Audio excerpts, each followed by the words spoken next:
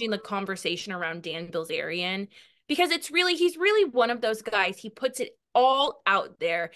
And I think almost to like, so he can hide in plain sight. Dan did not seem at all intimidated by the Me Too movement. Trump was president, so I feel like definitely he was thriving off of that re-emboldenment that went on right after that, grab him by the pussy. So he really was starting to ride that wave. He definitely gave this sense that he is untouchable, and I think probably like being surrounded by yes people and having like celebrities wanting to party with him, to be around his women and stuff like that, blah blah blah, really just did give him this sense of being like protected and being able to get away with anything. I really think he believes that he can get away with anything. I really think that they can woo you with some of their lifestyle and everything will be okay.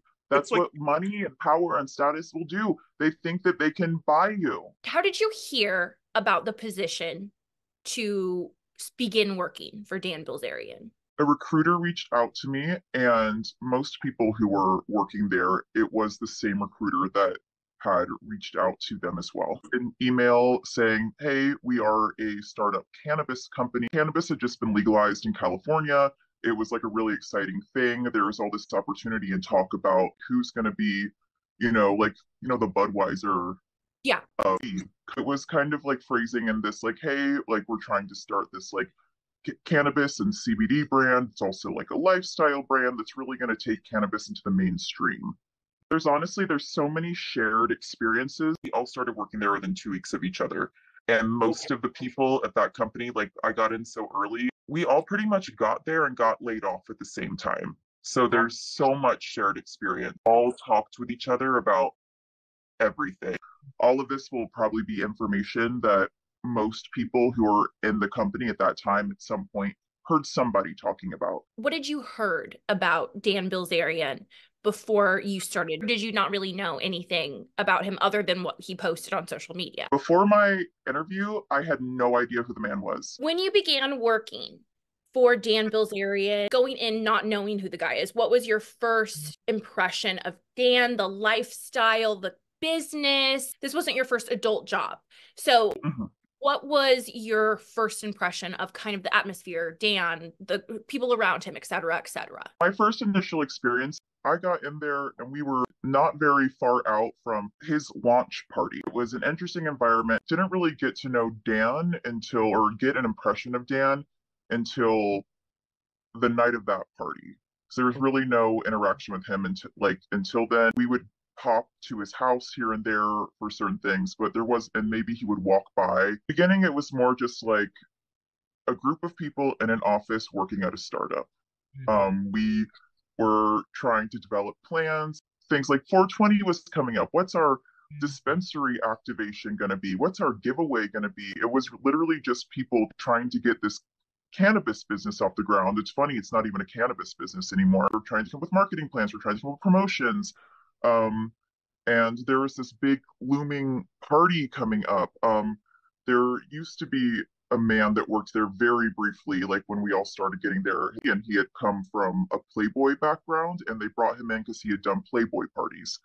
And obviously, like Dan was using Hugh Hefner's playbook. It was pretty clear that like somebody was brought in to replace him for the event side, because he was not very well liked by Dan. Dan liked to get rid of people that just he didn't like. And a constant throughout is like, if we're going to be a mainstream brand, which was constantly talked about, then you need to tone down this like women, half naked women. That was honestly like conversations that was had with us all the time. Like, how do we make this brand more mainstream? And we were like, well, you have to appeal to women, like for real. You can sell women's clothing, but like you're selling like a scrap of cloth. It seemed more like us being fed this messaging that we were trying to make like a real legitimate mainstream brand was all a load of bullshit, because it always came back to what Dan wanted. Always. There were multiple presidents. There were 3 different presidents of the company in my time there, and they had no real power. They could be gone in the blink of an eye if Dan just so much as got the ick from them one day. Especially like the C-level people, the VP level people, the top level people. it was like constantly people were getting fired. And it was like very clear the influence of Dan's father was having because it was coups, it was staged coups for like getting out these like C-level people like constantly all the time. One day, like one person would be at the office and then suddenly they would be like popping their head in, being like, hey, I was fired by. So Dan was very dissatisfied with the way the launch party went. One that Cardi B performed at. That okay. One, and she was paid $500,000 to perform. Tyga performed for free, but Cardi B took $500,000. Dan was pissed off from the very beginning of the party because essentially what had happened was, and this had been made clear to him, there was an hour of the party before the party actually began where potential investors were invited. And Dan was deeply, deeply, deeply insecure about the ratio of men to women at his parties. He had bragged about this in interviews several times, like, oh, there were like 20 dudes and 200 girls, or stuff like that. And so essentially, like, the guest list had like very few men were allowed, like general admission. There was like a pool of celebrity men, high status men who were friends with Dan, who would essentially get the invites. Anybody, like any man who was like a general admission invite, had to have known somebody involved. And then they just invited tons of women. Like that was the point. And even when you see like things that Dan is tagged in on his social media, you see the dudes who are there posting and saying, Dan really knows how to throw a party. It's like not like this is for you ladies. It's like this is a buffet for my friends. Those words are powerful. Literally, yes, that's exactly what. And it's like so out in the open that it's like it's so obvious that he's like auctioning off these women. The reason he was upset that first hour, the investor hour, essentially we had like these like Cirque du Soleil performers like there at the party. It was this whole thing, and there was this one performance that was about to happen, and they were like really insistent that they wanted Dan to see it. So somebody went and got Dan, and I don't think he was supposed to even be out there during the investor portion because he was going to lose his mind, even though he knew about it. And he just looked around, saw all these like, random older men, and, it was probably about a 50-50 thing at that point because it was early. It was probably like 8 p.m. Like that was the point, to get them in and get them out. And so he wouldn't freak out. And like he got instantly pissed and went to his room for like the remainder of the party and was like posting on like stories on his Instagram of just him in his room with like girls in the room with him while the whole party was going on. I don't, maybe he came out to like the VIP area a few times here and there to like get a drink, but he really like, he was so pissed about that, he hid in his room the whole time. I was going through photos from that event on like the events and the website, and I was like, where is Dan? Yeah, that's where he was. He was hiding in his room, moping with like a bunch of women. Yeah, the party was wild. Like it felt like such a blur walking around in there. There was like a tattoo parlor. People were like actually getting tattoos, like tattoos of Dan. It was like at some point, like a group of men like around like two girls like making out and straddling each other kind of thing. All his parties have kind of this feel of overtly sexual. And it's open bar and it's just absolute debauchery. And there's like this little like smoking room in his house where he had the VIP area, and guests there were Odell Beckham was there, Logan Paul was there, the Chainsmokers were there, Anthony Scaramucci, Donald Trump's like weird White House press secretary for 10 days. He showed up. There's a good many of celebrities that showed up to that event, and then there were also like all of his parties at some point, like there are other parties he had in the past or and after that had like Jason Derulo, The Weeknd, people like that. You can definitely find a lot out there about people that have shown up his parties before, but that party in particular, those were the people that I remember. Would you tell me a little bit about Dan's relationship with Andrew Tate and kind of the weirdness of the timeline of Dan posting Andrew and Andrew being arrested for trafficking?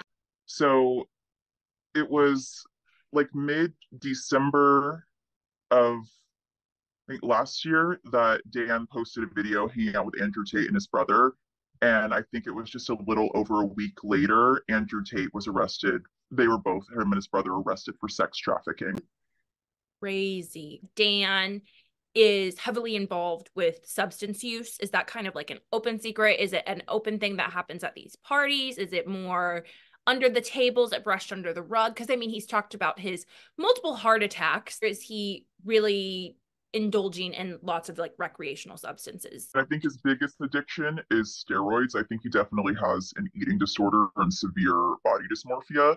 Like that was very obvious. Like all he would eat when you had to go to the house or something, he would eat and talk about this openly and brag about it as like a superiority thing. Like he's like, oh, I eat plain oatmeal and just plain chicken breasts and vegetables. He was obsessed with that, like definitely obsessed with that, and just deeply insecure, deeply insecure in general. He would say he like didn't drink a lot, but I mean, I heard he liked to indulge in a lot of tequila, specifically 1942. Um, and then I had heard a an executive make a comment once who like popped into our office and was talking about how he had been partying with Bella Thorne one night, and so the night before, and that he wasn't like up for something because he like was probably like doing coke like all night. And when you were like around these parties, around the guests, et cetera, would you say he's kind of like a Leonardo DiCaprio, like won't have women over a certain age there? Yeah, Have you ever seen young, like, have you seen concerningly young attendees at this guest, women, male or female? I mean his taste in women like look young. With like the parties, you were ID'd, you had to be over 21. Point blank period. Those were very patrolled, especially like being, corporate parties. I don't know anything about his parties that were not corporate events, but he liked the look of very young girls. The girls are over 21, but they are all early 20s. Like he doesn't really get out of that territory. I would definitely say not over 25. There is definitely an incident of around like the last like the end time that we were all there, that he took a 20-year-old girl to India with him for a press tour for another brand of his called Alistair, and then really took her all around India and showed, there were multiple photos of her. She was a part of this press tour. He was like the girl by his side for this press tour. And we had noticed she looked concerningly young. So um, we looked into her at the office one day after seeing those photos. And we like were shocked that we scrolled down like two scrolls on our Instagram and there was her graduating from high school. So we thought like, oh my gosh, she must be 18. How did you find her when you can scroll down twice and she's in high school? That is crazy. Dan's Dan's fans essentially flocked to her page though after she got flaunted around, and you can see they're all commenting on pictures of her when she is underage. And I mean young, because her Instagram started, I think, when she was 13 or 14, and they are commenting all the way down to those pictures where she is wearing a high school cheerleader outfit and looks like a baby. Oh my gosh. What was the moment or what started to lead up to you starting to feel like, okay, this might not be where I want to be working? I started to have bad feelings right after that party. I think the most important person to bring up in Dan's circle that was heavily, not an employee of Ignite, but heavily involved was a man named Jay. Jay Rich, he goes by, and he has a company called Live Rich Media. And there were several rumors that he was a former pimp. The executives of the company would say this all of the time. He was a former pimp. They said he went to jail at some point, found Jesus, and like turned his life around. But I mean, I don't believe that. I believe was the handler of Dan's women. He went on every trip with Dan. He was his personal photographer and videographer. All of Jay's business dealings are super shady, and he caused a lot of problems for a lot of people. And I would say Jay was more powerful at that company than the president of the company, because there was nothing you could do to get rid of Jay. There was no HR complaint could get rid of Jay. So there was a photo shoot at Dan's house, and Jay had taken a colleague of mine aside, as well as one of the models involved with the shoot, and asked this colleague if it would be okay to pay this model more money for her to be topless. And the model then said, "I'm actually not comfortable with that." And which my colleague said, "You don't have to do anything you're not comfortable with, of course. Like, this is not what that's about. We never even like discussed." It was super. And then immediately after that, they said that Jay went and had a conversation with Dan, and like just immediately popped out and started talking to Dan. And it was just like a very shady situation. Yeah, like trying to put her on the hot seat to feel uncomfortable, to feel pressure, to say yes, because you're right on the spot. Here's more money, you know. The Jay part of it, he really used Jay on these trips to, keep the women in line, be like a handler of them. I have two girls that worked closely with Dan, expressed their fears of Jay that I know about. Um, and then there was another girl who I heard went on a trip. I don't know the exact details, but went on a trip with Dan to Turks and Caicos and expressed that there was a very bad incident with Jay and involving Jay and her and some other girls. All I know was there was a deep fear involved. Okay. They were fearful of Jay. The women were 100% fearful of Jay. And it's interesting that they were fearful of him and he held such a strong power within Ignite, within Dan as a person. You know what I mean? Like, that's so scary because they obviously didn't have control over Dan and Dan didn't have control over Jay. I do remember this one instance with Jay where the lower team, kind of tried to band together to coup him out because we thought that we had found that the signature on his contract was fraudulent, because we noticed it was a DocuSign signature on a Word document, not a PDF. This involved multiple people and in the lower levels of the company one day, like trying to figure out like what the deal was. And essentially, um, our social media director was on an email chain and attempted to like forward it and say something to somebody else in the company and accidentally copied Jay, essentially saying like, yeah, that like the fake signature, like we're gonna get him out. And so he found out and he raged, oh my god, and he went in and after this guy who was our social media director. I feel so bad for him. But that really made him spiral. He was sending him threatening text messages. A very important thing to note is Dan only spent about maybe 20 to 30% of his time at that house in Los Angeles. He lived in Las Vegas. He had a massive compound in Las Vegas. And I have my deep, dark gut instinct was that Las Vegas house was Dan's little St. James. Important to note the age of consent is 16 in Nevada. Yep. And there's very different laws with sex work in Nevada as well. So very, very, yeah. It was pretty like common knowledge. Like Dan's like Ignite girls, like they would have to come out to one of his houses for like a test shoot at some point. And I think if any women were to come forward who have an experience of that house in Nevada, that could put a lot of pieces to this puzzle together. I do know from going to Dan's LA house that there was an NDA involved just entering that home, and I'm certain that must be the case with that Nevada house too. So I mean, even like anonymously, like if anybody were to come forward and just talk about what they experienced or saw at that Nevada house, I feel like we'd have a lot of answers. We would have a lot of answers there. As far as these girls go, are they how is Dan finding them? How is he getting into contact? Do you think he's going on Instagram? Do you think he's sending out another person to find them, to bring them to him? Like, what is that process? Because it's so easily, I feel like however he is doing it is going to ride the line of like trafficking. Instagram was the main tool, and sometimes it was him sometimes it was Jay, and sometimes he also had like a woman that worked for him very closely that would reach out to girls too. And then I know specifically this woman was kind of in charge of,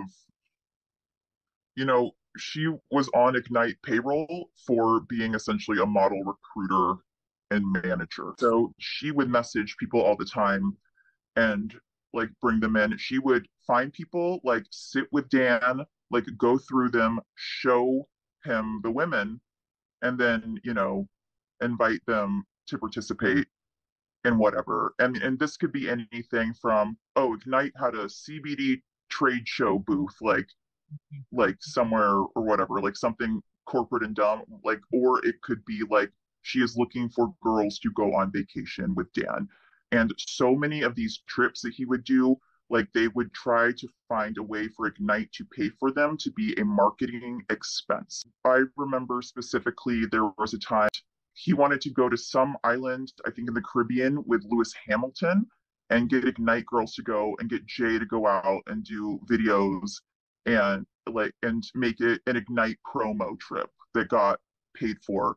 And he would pull this, he'd be like, okay, I want to go yachting all summer around Europe. So let's get the yacht branded with Ignite and make it a marketing expense. Like he would he used the company to, like, the company paid his rent on that house he lived in LA. It paid, like, as many trips and stuff as he would get. They paid for like a $70,000 or $50,000 mattress. They paid for his $75,000 paintball field at his Vegas home. Like insane expenses. It is why the company lost the money. It doesn't seem like he's very business savvy at all. It was a very open secret that his father was more or less running the company. Do you think he's the one who's trying to hold some sort of a mask of the business together so that his son can continue doing what he's doing? Like, what's kind of your take, the dynamic of Paul's involvement with the company? He was definitely calling into every board meeting.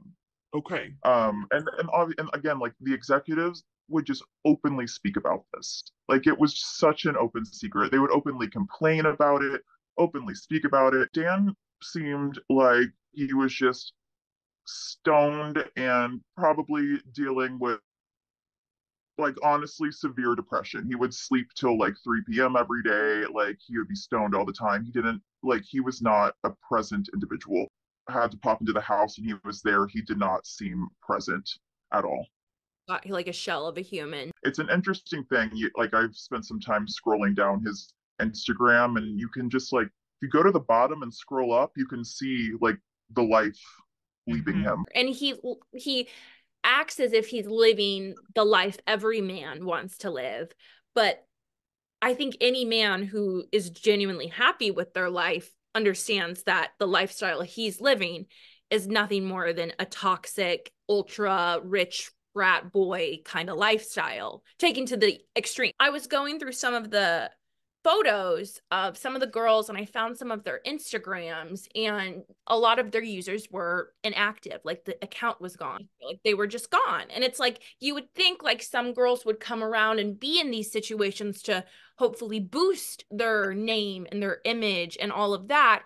But then you go and look at them and they're not even they don't even exist anymore. Yeah, that sits horribly with me because it's just like, what, kind of trauma made you walk away from this? Yeah, and I could say there's other girls too that would hang around Dan a lot and be part of that group that traveled with him and with Jay,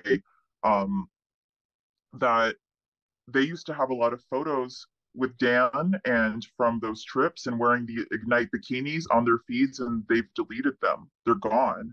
It seems like there's a lot of women that were once involved with him that are now trying to away that part of their past, and it worries me. It makes me very sad. I would never knock any woman for doing any work, whatever. But at the same time, we have to recognize these are really young women. They are putting themselves in situations that they think will ultimately help them out at the end. Because I know these women are not doing this because they think Dan is the sexiest man in the world.